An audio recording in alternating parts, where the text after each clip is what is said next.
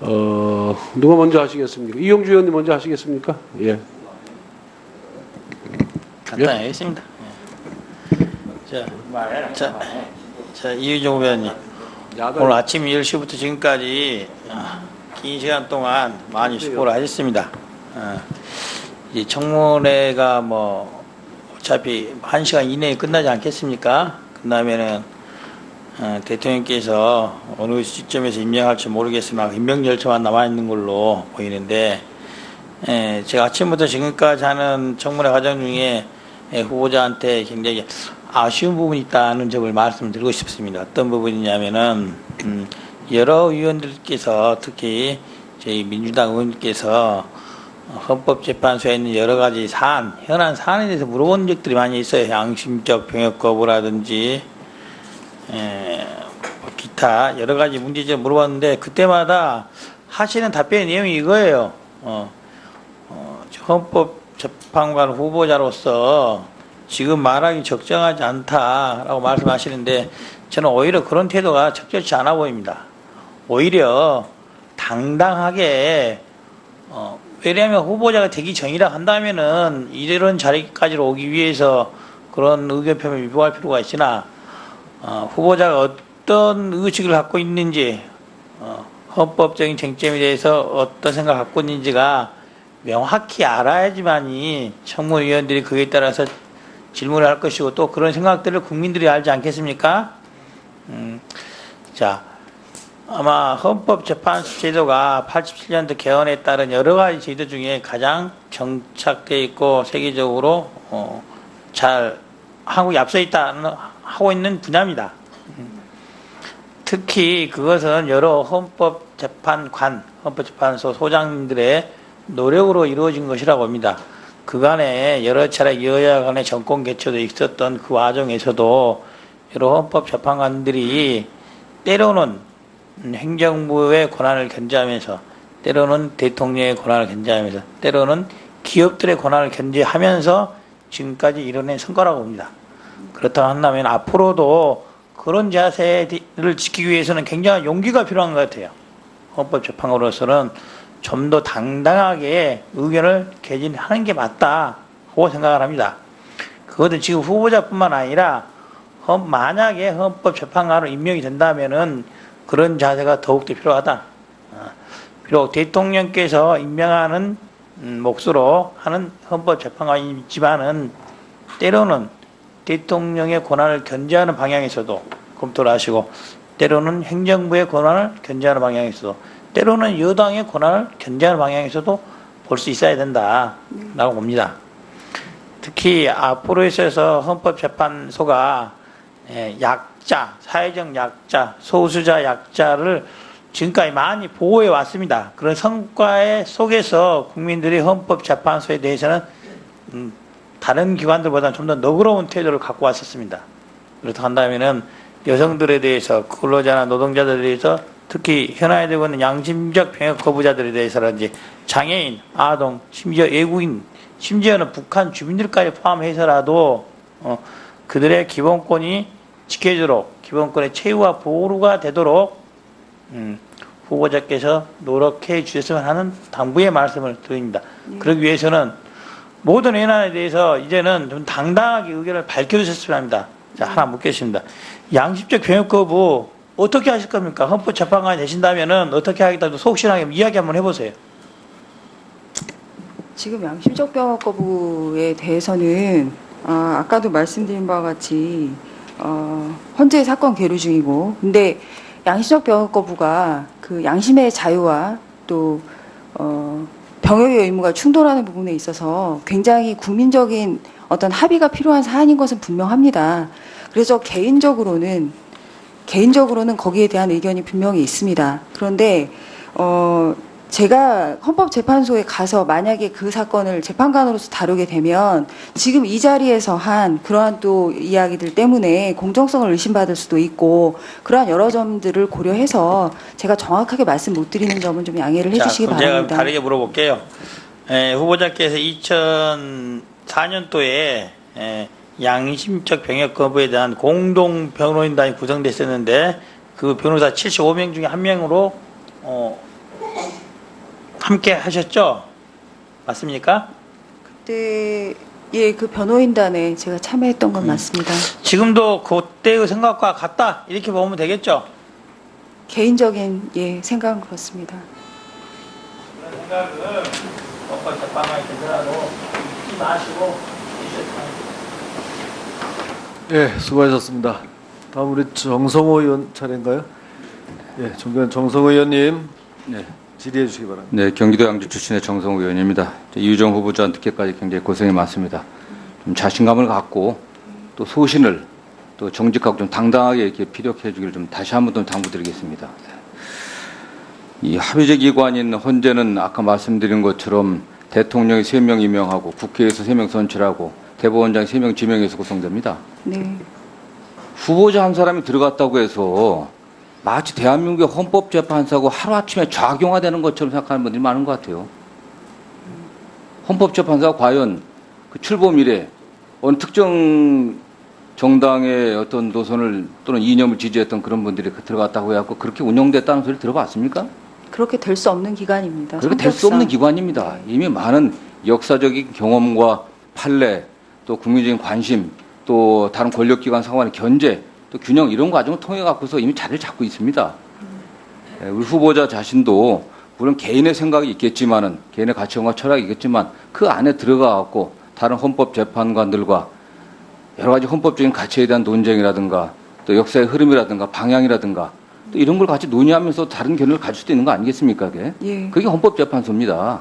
그런 과정에서 본인이 경험했던 또 본인이 가졌던 생각과 가치들을 갖다 같이 논의하면서 또 결론을 도출해내야 되는 게 헌법재판 과정 아니겠습니까? 그게? 예. 후보자가 우리 헌법의 기본 질서인 시장경제와 자유민족 기본 질서를 확실하게 인정하고 존중하고 네. 그 가치를 따르겠다는 건 분명한 거 아니겠습니까? 예, 맞습니다. 민주적 기본 질서의 핵심 가치인 국민주권주의라든가 법치주의라든가 권력분립이라든가 이거에 대한 믿음도 분명한 거 아니겠습니까? 예, 맞습니다. 그런 후보자가 어떠한 그 테두리 안에서 우리 헌법 질서 안에서 정적 표현의 자유에 해당하는 그런 행위를 좀 했다고 해서 문제될 게 전혀 없는 거예요, 전 사실 여기에. 전 너무나 이상합니다, 사실 그런 것들이. 더군다나 일부 아까 어떤 화면에 보인 것처럼 어떻게 보면 굉장히 극단적인 일부의 주장들, 그런 과격한 주장들을 갖다 일반화해갖고서, 물론 그 개개 행위 자체는 물론 일부에서는 위협한 측면도 있겠지만 그 전체가 이루어지는 과정들을 보면은 정책 표현의 자유의 대일부입니다. 태극기 집회가 탄핵 과정에서 태극기 집회라고 들어보셨죠? 네.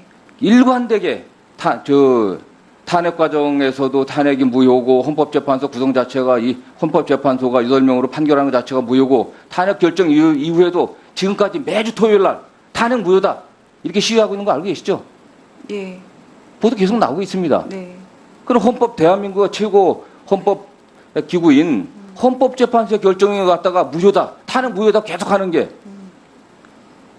그게 정책 표현의 자유에 밖에 있는 그걸 반국가 사범으로 국가보안 위반으로 처벌해야 된다고 생각합니까? 저는 그렇다고 생각하지 않습니다. 그렇지 않습니다, 예. 사실은요. 예. 국민의 정책 표현의 자유의 일부입니다, 사실은. 네. 그런 결정에 대해서 다른 생각을 갖고 표현할 수 있어요. 예. 그 표현한 절차, 방법이 현행법에 어긋나게 된다면 물론 처벌할 수 있겠지만 그런 얘기할 수 있는 겁니다. 맞습니다. 촛불 어떤 시민들의 어떤 집회 과정도 다른 데서 또 반대 집회하는 분들이 일관되게 주장했던 얘기가 계엄 선포해야 된다는 겁니다, 빨리. 황교안 국무총리, 대통령 권한대행 빨리 계엄 선포해갖고 이거 진압해라 계속 주장했습니다. 물론 그것 때문에 어느 또 다른 시민단체가 또 그걸 고소해갖고 최근에 반국, 국가보안법 위반인지 또는 다른 걸로 혐의를 입건했다 이런 보도가 났는데 저는 개인적으로 그런 줄 할 수 있다고 생각합니다, 사실은. 그런 것조차도 포용할 수 있는 게 민주주의고 예. 그게 사상의 자유시장 안에서 네. 그 사상의 자유시장 안에서 다 녹여낼 수 있는 거고 이 사회의 다수의 건전한 국민들이 건전한 생각을 갖고 있는 국민들이 우리 헌법 질서를 존중하는 국민들이 다 포용해낼 수 있는 겁니다, 다. 예. 그 안에 소화될 수 있는 거예요. 예.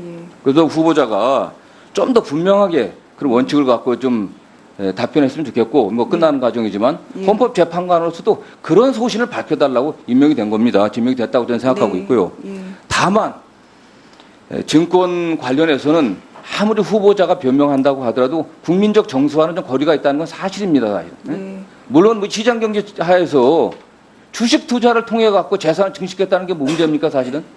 공직자도 아닌데 일반 민간인 변호사가 주식에 관심 가져갖고 주식 투자를 통해 갖고 재산 증식한 건 아무 법률적인 문제가 없습니다. 다만 일반 국민들의 눈높이에 비춰봤을 때는 거기서 재산을 증식하는 과정 그 자체가 좀 이상하지 않냐. 어떤 분은 그렇지 않습니까? 10명 중에 한 사람이 성공하고 9명은 다 날립니다.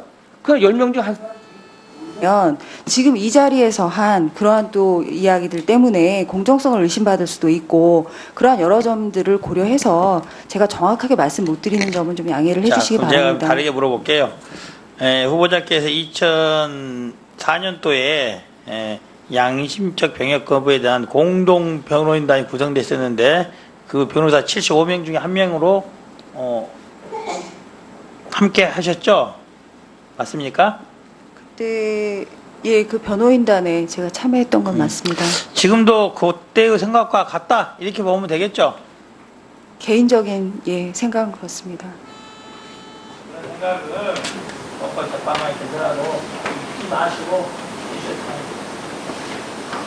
예, 수고하셨습니다. 다음 우리 정성호 의원 차례인가요? 예, 존경하는 정성호 의원님 네.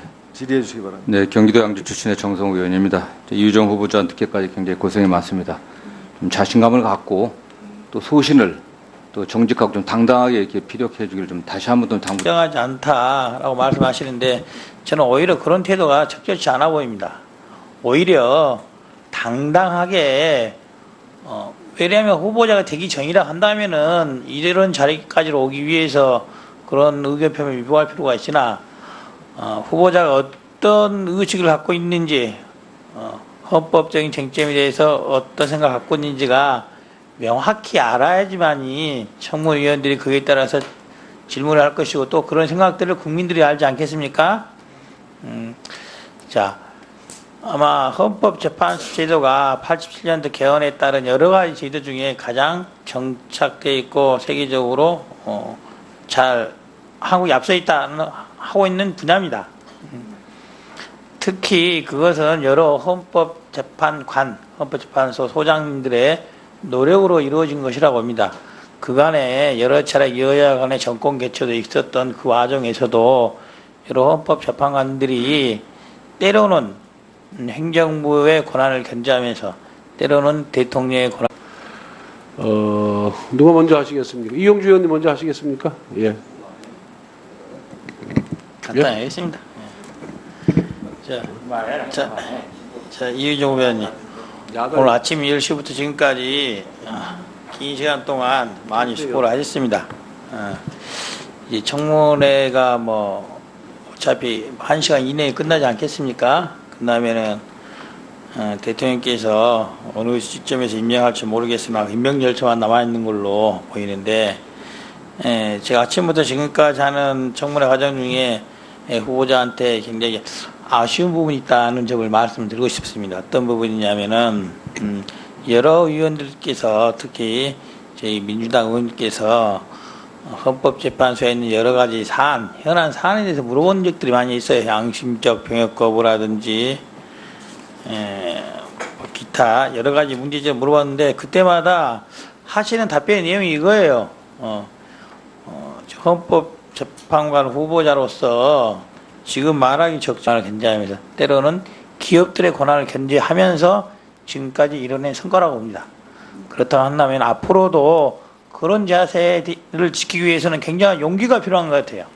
헌법재판관으로서는 좀 더 당당하게 의견을 개진하는 게 맞다고 생각을 합니다. 그것은 지금 후보자뿐만 아니라 만약에 헌법재판관으로 임명이 된다면은 그런 자세가 더욱더 필요하다. 비록 대통령께서 임명하는 몫으로 하는 헌법재판관이 있지만은 때로는 대통령의 권한을 견제하는 방향에서도 검토를 하시고 때로는 행정부의 권한을 견제하는 방향에서도 때로는 여당의 권한을 견제하는 방향에서도 볼 수 있어야 된다라고 봅니다. 특히 앞으로 있어서 헌법재판소가 약자, 사회적 약자, 소수자 약자를 지금까지 많이 보호해 왔습니다. 그런 성과의 속에서 국민들이 헌법재판소에 대해서는 다른 기관들보다는 좀 더 너그러운 태도를 갖고 왔었습니다. 그렇다 한다면은 여성들에 대해서 근로자나 노동자들에 대해서 특히 현안에 되고 있는 양심적 병역 거부자들에 대해서라든지 장애인, 아동, 심지어 외국인, 심지어는 북한 주민들까지 포함해서라도 그들의 기본권이 지켜지도록 기본권의 최후와 보호가 되도록 후보자께서 노력해 주셨으면 하는 당부의 말씀을 드립니다. 그러기 위해서는 모든 현안에 대해서 이제는 좀 당당하게 의견을 밝혀주셨으면 합니다. 자, 하나 묻겠습니다. 양심적 병역 거부 어떻게 하실 겁니까? 헌법재판관이 되신다면은 어떻게 하겠다고 속 시원하게 이야기 한번 해보세요. 지금 양심적 병역 거부에 대해서는 아까도 말씀드린 바와 같이 현재 사건 계류 중이고, 근데 양심적 병역 거부가 그 양심의 자유와 또 병역의 의무가 충돌하는 부분에 있어서 굉장히 국민적인 어떤 합의가 필요한 사안인 것은 분명합니다. 그래서 개인적으로는 거기에 대한 의견이 분명히 있습니다. 그런데 제가 헌법재판소에 가서 만약에 그 사건을 재판관으로서 다루게 되면